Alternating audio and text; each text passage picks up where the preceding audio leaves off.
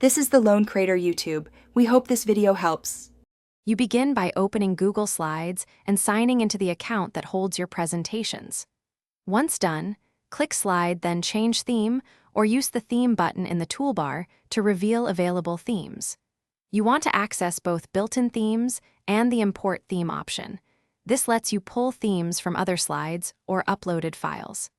Make sure to have a sample slide deck ready if you plan to import a custom theme, because the import process reads master layouts to add full theme styles. Next, use Import Theme to bring in designs from another slide's file or an uploaded PowerPoint.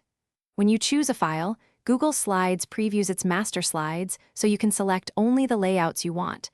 This helps avoid style conflicts.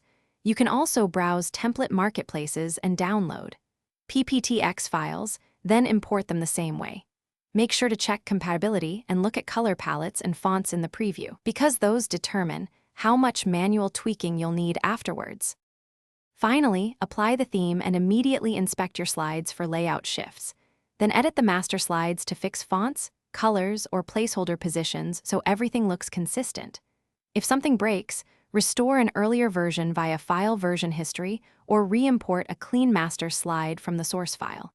If fonts are missing, enable matching Google Fonts or substitute visually similar fonts to preserve spacing. If problems persist, copy content into a fresh file and reapply the theme to isolate.